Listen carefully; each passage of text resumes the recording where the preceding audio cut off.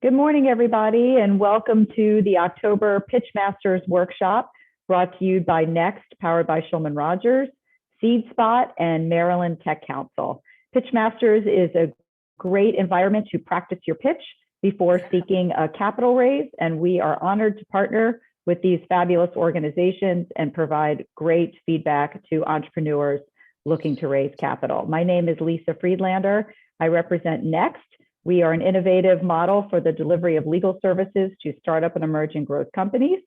And I would love to introduce Brad Fackler, who is representing Maryland Tech Council, one of our incredible judges. And Brad, would you like to introduce yourself?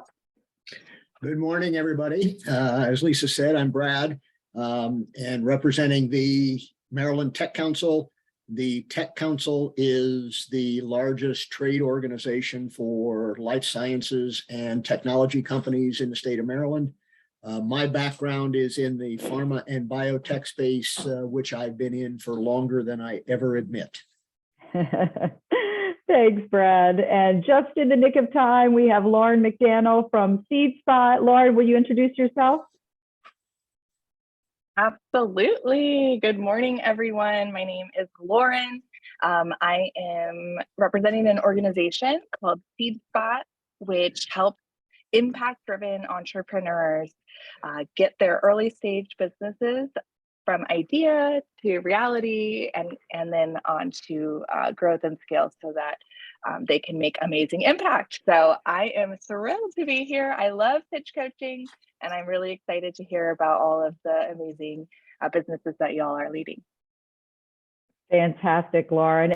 And then Inez LeBeau has joined us today, one of our guest judges that always blesses us with her presence when she can. Inez, do you want to introduce yourself? Oh, you're on mute.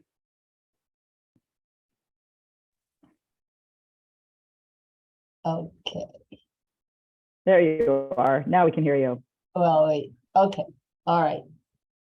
So thank you. My name is Inez LeBeau, and the name of my company is Enterprise Transformation Solutions. And I help prepare entrepreneurs for funding. And then I partner with Ken Wong, and I'm sure you all know Connectpreneur.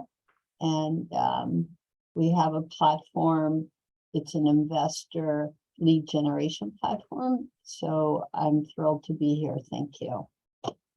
Awesome. Well, we are thrilled to have Johnny Riggs here, all the way from Johns Hopkins in their MBA executive program. I may have gotten the name wrong, but really excited to have you here, Johnny. We may have one other person join us. Our third founder, unfortunately, had to drop.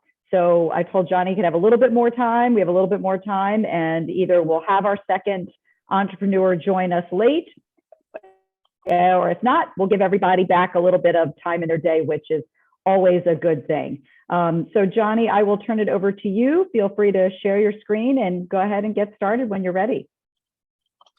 Yeah, thank you. I'm still going to be talking fast, even though someone had to drop. So do my best to maintain the timing that I had established during the practice runs.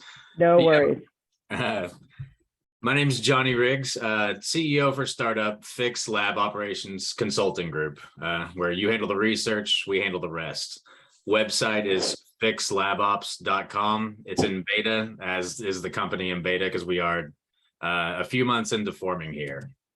The problem Fix is looking to address is that biotech labs, typically startups, have an urgent, overwhelming need for quality guidance, operational efficiency, and logistics planning. And in our estimation, biotech companies can't afford to leave operations problems in the hands of unproven labor pools. So in my experience as a contracting consultant for operations for biotech companies, companies large and small tend to just sort of rely on recruiting agencies to screen potential candidates for operations jobs and then go through the interview process, not really knowing if they're as good at doing operations work as they claim. So we have a group of highly educated PhDs who are looking to all migrate into the operations space and help save these companies money. Our solution is a collaborative approach by a team with diverse research backgrounds. This illustration just sort of shows people, we have a DNA scientist, we have a great protein scientist, biochemist, animal researchers, virologists, clinicians, all sort of coming together to help guide operations strategy for different clients. We're thinking it's going to be a business-to-business subscription model instead of lengthy, expensive hires, where the companies hire us and we get paid a flat rate and they don't have to worry about onboarding and equipment costs with contractors. Biotech market, there are people here who understand the market better than me, I'm certain, but this was an estimation in 2020 that it's going to grow up to almost 1.7 trillion by 2030. Probably more than that now, probably a conservative estimation here. But regardless, biotech firms can expect to spend upwards of 30% on funding their operations costs. So we're here to help alleviate that, targeting startups specifically who need to make numerous quality and operations hires. Our workflow is pretty straightforward. We learn the client problem and our team comes together. So what we're thinking makes us different is, although we will have a project management layout for solving individual problems for clients, we do come together as a team of people who have different backgrounds with different equipment, different platforms. Biologics is very challenging in that oftentimes experiments don't work the way they're intended. So we're hoping that our different perspectives can help alleviate that problem. And we want to offer the client different options to build strategies, not just the only thing you can do to stay compliant is this. We're going to give you maybe 2 or 3 options. Implement the solution, mission accomplished. We have a more comprehensive list of services than this. These are just a few I wanted to highlight, particularly the first 2, quality representation and lab director representation, where our team can work with clients to solve these challenges. But we also want to offer project management and operational efficiency. It's something in my experience as a molecular biologist who migrated to the quality and operations side of things, companies really need. But we want to be able to represent them in all sorts of compliance issues like mock audits, qualifying equipment and staff, and building SOPs. Our revenue model is also fairly straightforward. The bulk of it, we believe, will come from quality and lab director representation, but documentation and audits especially will also take up a pretty significant chunk of our revenue we can earn. But this is just sort of to represent, we do have different strategies for earning revenue. In terms of our competitive landscape, that I did find some companies that offer similar things that what we offer. We are looking to be the most comprehensive solution for biotech companies. But again, the majority of our competition is contract labor, which again, it's always unproven. There are certification programs for a lot of the different operations needs, but I like to think that a lot of the biotech companies are started by business people who don't know the science and scientists who really don't understand the business. Neither understand operations that well, so we're hoping to fill that gap. Our ask initially was 1.78 million for a 2-year launch pad. That is to cover equipment and salary and benefits for our staff while we work remotely and build things up. I've been told that's extremely optimistic, so we've scaled it back to maybe half of that for a year. And frankly, we're in the process of bootstrapping ourselves up and getting ready to start trying to sell pre-contracts. Our roadmap's pretty straightforward. Just to say, we are focusing on things in the future, such as data storage solutions. We've collaborated with SpectraLogic, who does large-scale genomic storage for companies. This company is a sustainable model, so we are very focused on that. And we're hoping to get into the policymaking of veterinary quality solutions in the future, because we're a very animal-friendly company here. Briefly, the Fix family, our leadership team is Dr. Goika on top, Dr. Lightfoot, and Dr. Avmarov, who I've all worked with personally. Some other team members I've worked with below. And this is some of my background. I've worked for the Army, large companies, startups, everything in between. So thank you for your time. I'm right at 6 minutes. I'm going to cut it there because my throat is dry. That was very impressive, Johnny, like literally right at 6 minutes. And I don't think you talked fast at all. So well done. Thanks. I I'm certainly gonna, feel like no, you did great. So for we have a resident biotech expert, as Brad mentioned. So Brad, you want to kick off feedback for Johnny? we got you muted, Brad. Sorry, I'm trying to keep the plumbing noises down. So first, my compliments on a very well done, straightforward presentation. And again, my compliments to coming in at 6 minutes. One of the bugaboos I have is when you give people 6 minutes and they take 8. So my compliments on that as well. I think from the positive side, I think one of the things that resonated with me is that when you talked about this industry, that it's either scientists who don't know the business or business people who don't know the science, and neither one of them know operations. I think that is a critical need, and in my experience, yes, I have seen that, and operations is always something that is kind of put off to the end because we have all this research to do. We don't have to worry about making it. So you're right, and I think you're hitting a very good time because manufacturing operations in the biologics space, particularly gene and cell therapies, is going through the roof, and I think companies will need that. The only thing that I would bring forward is that I think some of your graphics, while they kind of got to what you want to do, I think you could hone those down a little bit to more match what you're saying, so that you really can bring forward what is it about Fix that is, what's the secret sauce here that's going to make us better than those other competitors. Sure. Awesome. Thank you, Brad. Thank you, Brad. Lauren?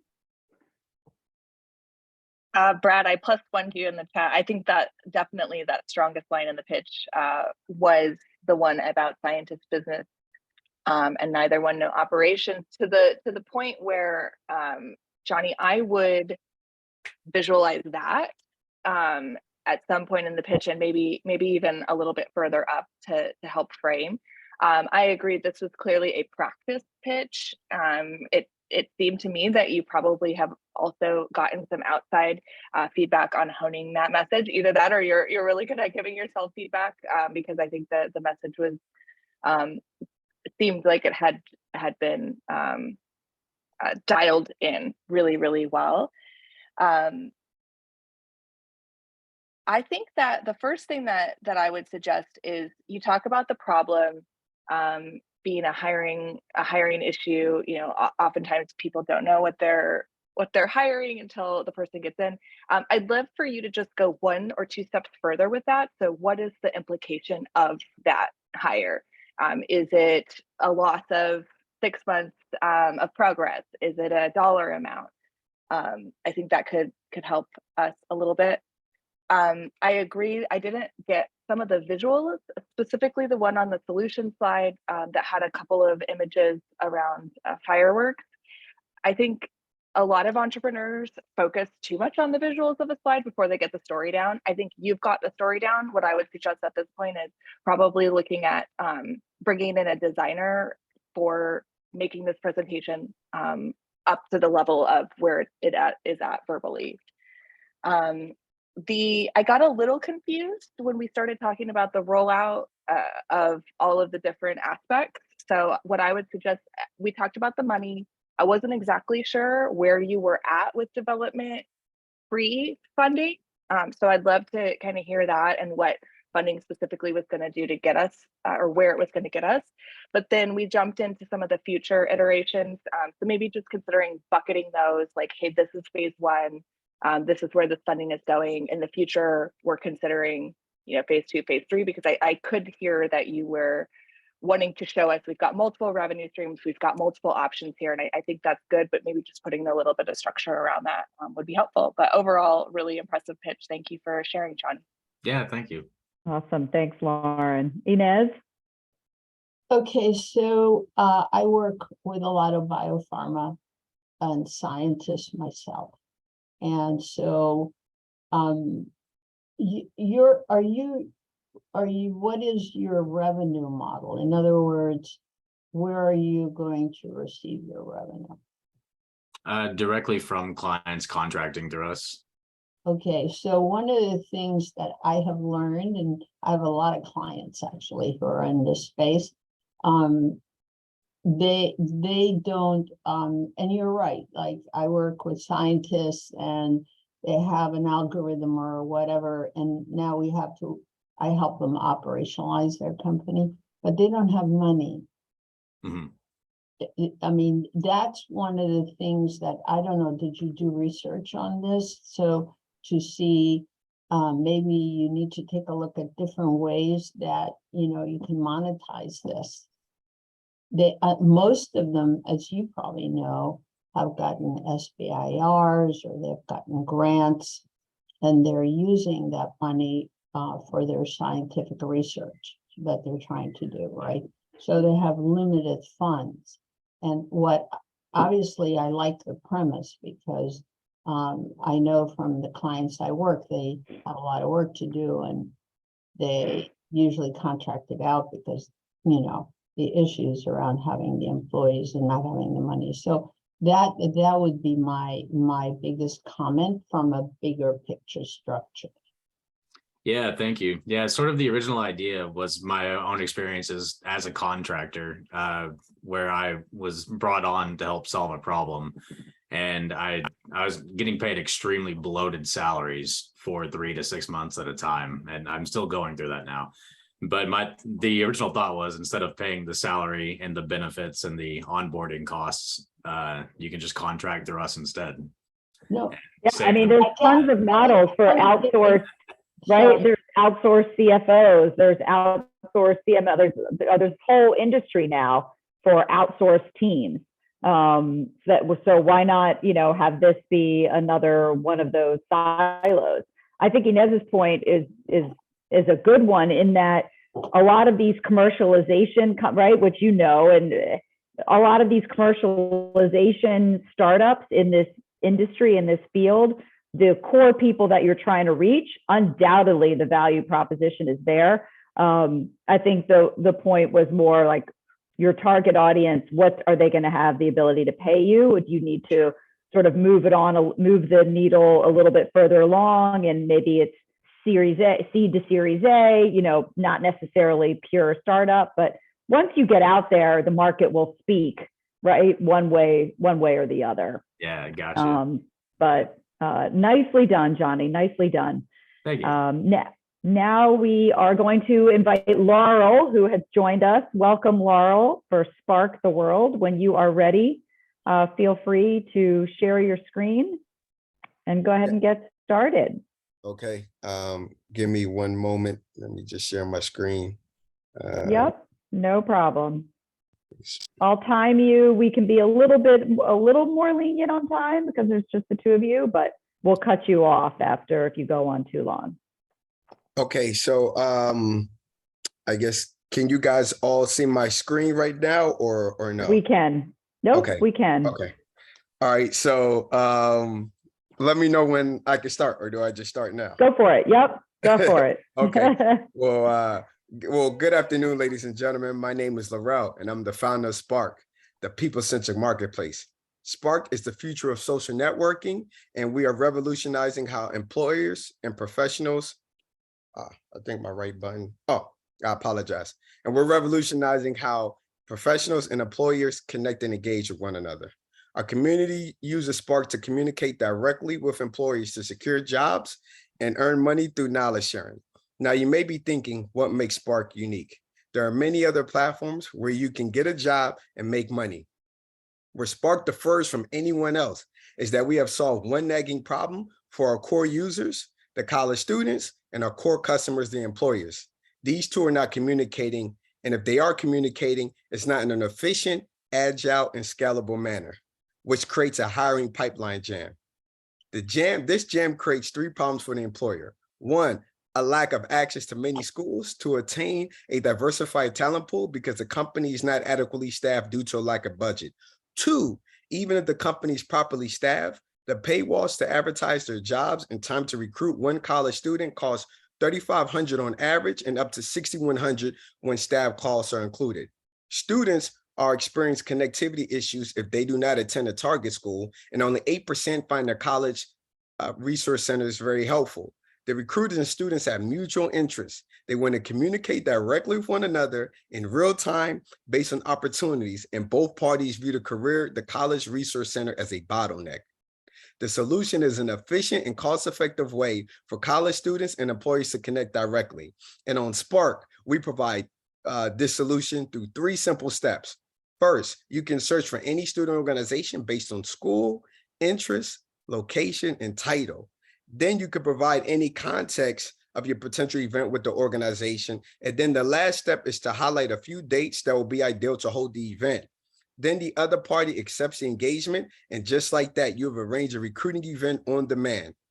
We currently have more than 100 student clubs and employers. The students and recruiters can send job posts or ask questions directly. This image is an actual chat between Vista Equity Partners and Yale Alternative Investments Club. Here are a couple testimonials, one from one of our paying customers, Star Mountain Capital. We make money based on every hire, a monthly fee for companies using our SaaS tools, and anytime a person makes money, we take 7%. To date, we have more than 40 plus companies, and our projected annualized recurring revenue is 46,000. And some of our customers are Google, Facebook, and BCG. We have more than 4,000 users, and more than 50 college students have earned money on Spark, totaling a gross market value of 5,000. The market that Spark currently sits in is a $30 billion market. The student job recruitment market by itself is an $11 billion industry. The e-learning market is a $200 billion industry. Our goal is a global sharing economy, which is a 1.5 trillion plus market. We are raising 1.5 million to reach 300,000 in customer revenue and attain 150,000 users. Florin is my CTO, and he has built 1 million lines of code for Spark.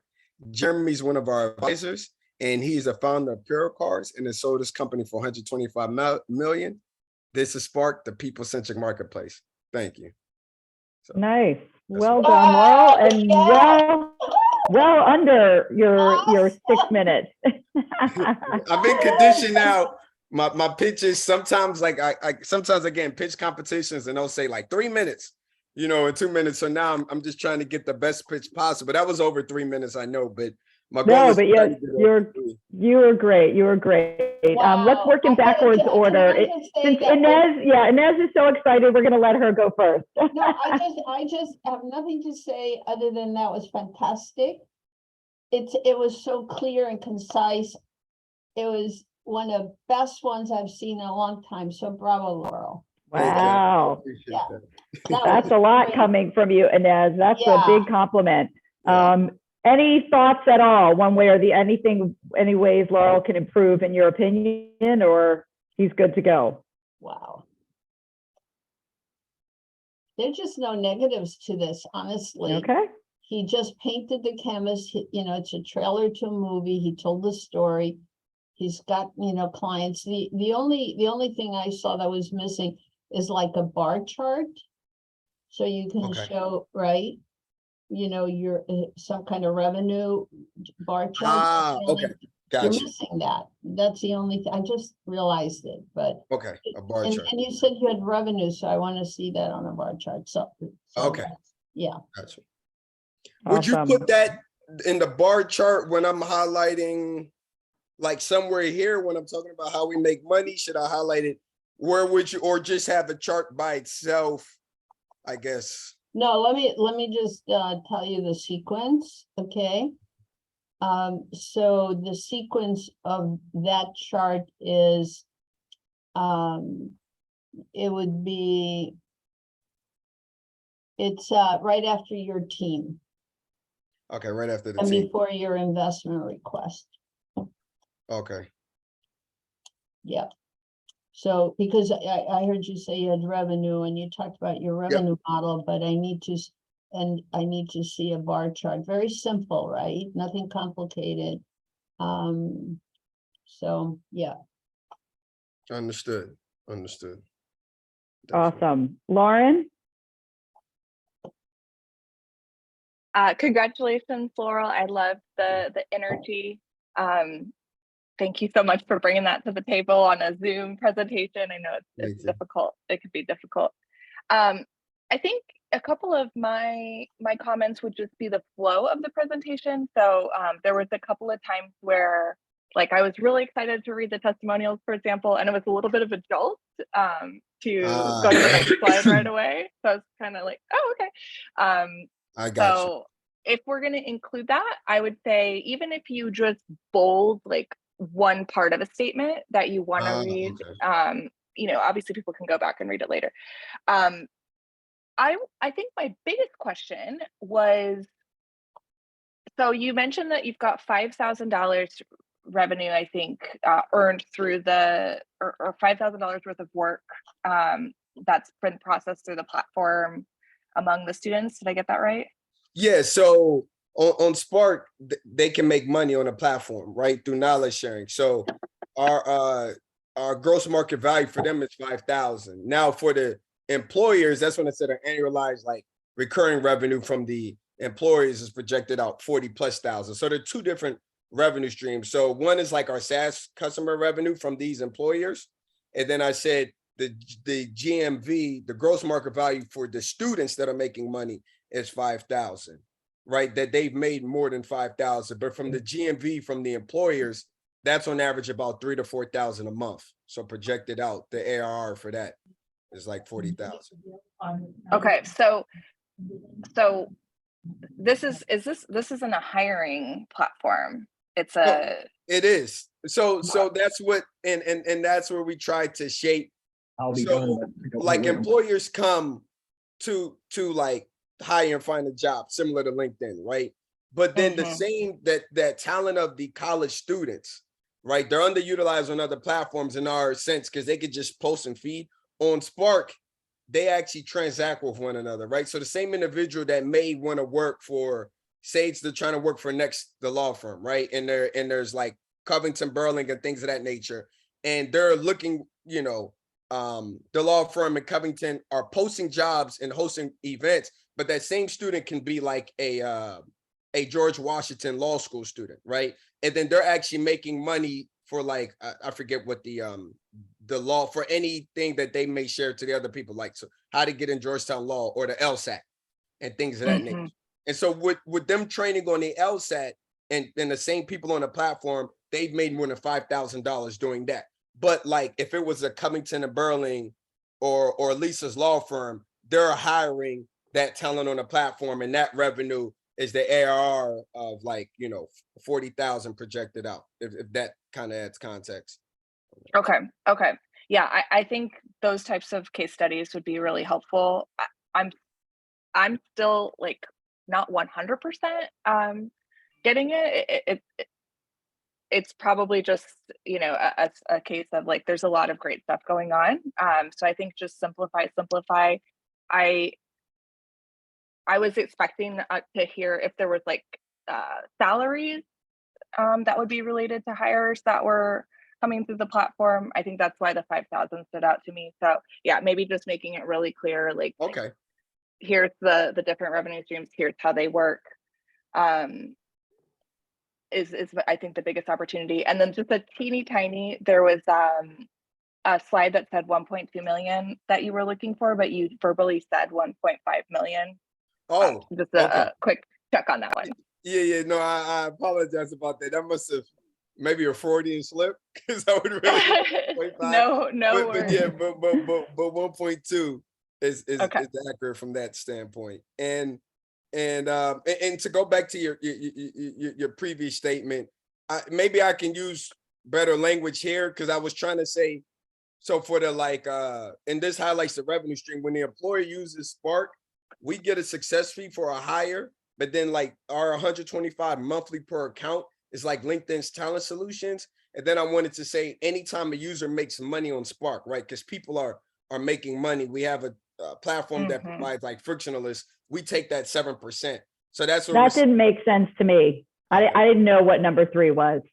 okay, then so maybe I need to use, so that's good. Maybe I gotta kind of explain it more, and you know, like saying like people on Spark make money through like, I have a demo video, but you know, when trying to make it 3 minutes, the demo video in 30 seconds like shows like exactly like, oh, like this is easy how people make money on Spark on the platform. So and I have like a 30-second demo video of that, but I was like, if I'm trying to get it under 3 just to fit any pitch competition, you know, let me exclude that. But maybe I could use better language for number 3 to show like how people just make money. Or maybe some screenshot. It's always hard to switch to a video. We don't usually, most of the feedback we get is don't do that. Gotcha. You got a technology issue, you're diverting people, it takes time away. Like it's just really hard. But maybe just with some of the feedback is do a little bit better job explaining, all the different ways that it works. The hiring one is easy. I got that. But to Lauren's point, not sure that I got the rest of it. And I certainly didn't understand number 3 here on that. But Lauren, I didn't mean to cut you off. Anything else for Laurel before we switch to Brad? Just a quick plug that Laurel, I think I'm going to send you a private note, but I think that SeedSpot's Impact Accelerator would be perfect for getting you some of these points clarified with where you're at right now. And we've got one that's starting next week. So I will send you a private message for that, but would love you to consider that. Definitely. No, I appreciate that. Awesome. Thank you, Lauren. Brad. I think my comments are going to be very similar to what you've heard. I think number one, it's a very good presentation, a lot of information, and you did it in 4 minutes, which is again my compliments to that. I too was a little bit was not quite sure how you made money. And when you went into more explanation around Lauren's questions, that helped me a little bit, but I think you do want to put a little bit more emphasis there on what your revenue model is and how it works. The other thing, this goes on with what Inez said, the fact that you have revenues now means that people are using this platform, and you should really highlight it. I think Inez's suggestion of a chart would be very good, but you really want to drive that home. From the other side, your numbers on the market side, on the market size were huge, were tremendous. I think we need a little bit more explanation on what you're going to do to take market share. A market that big, there's going to be other players coming in on a weekly basis, and so you need to have to kind of what is your ongoing revenue model. Is there any IP associated with this, or can somebody come in and reverse engineer this and eat your lunch? Yeah, no, someone can reverse engineer it. The biggest moat is kind of like the marketplace itself, kind of like, like LinkedIn doesn't have any IP in a sense, but they have like 600 million people playing in their market. Even, Craigslist that has a terrible product or features. The main thing is to get the people to play in your playground, the market, but anybody similar to Facebook can just like, create it. But we create the tools and the network effects to keep people on board from that standpoint. Okay, so I think those are important points that you're going to want to work into the presentation. Knowing that you've got some time to put those in. Understood. Understood. I appreciate that insight. Yeah. Yeah. Well, it sounds like overall great feedback, Laurel. You can stop sharing right now. It's some tidbits on explaining maybe upfront a little bit more what you are doing and the various aspects of it.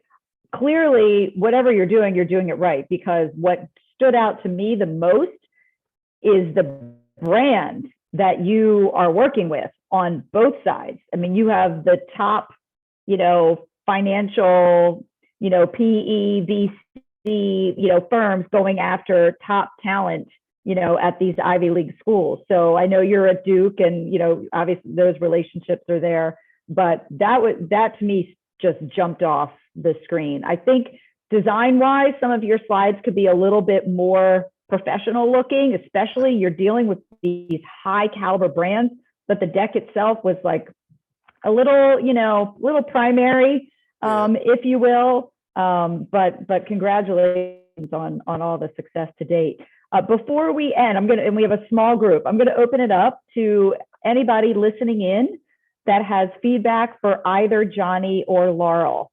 And it's great to hear feedback from other entrepreneurs too. So folks, Joseph, Kasim, Catherine, Tricia, Shantae, don't, no pressure, but if you had thoughts for either Johnny or Laurel, feel free to unmute yourself and chime in.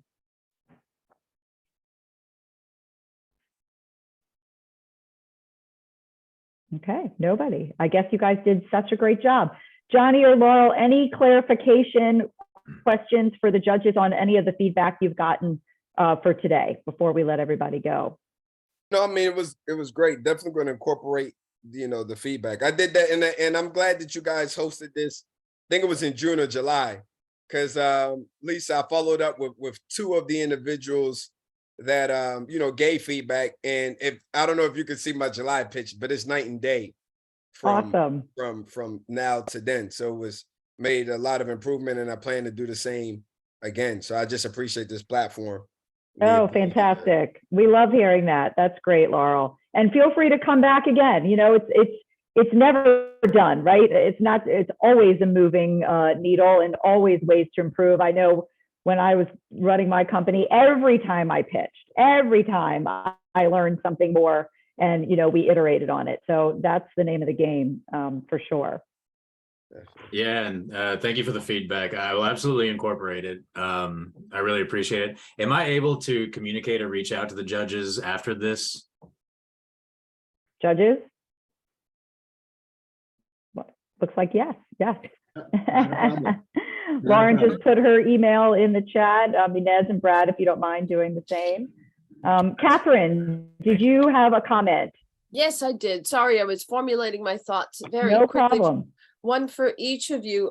For Johnny, I thought maybe your product is a bit like IDEO for biotech or Boston Consulting for biotech. So maybe if you use that contraction, I like that.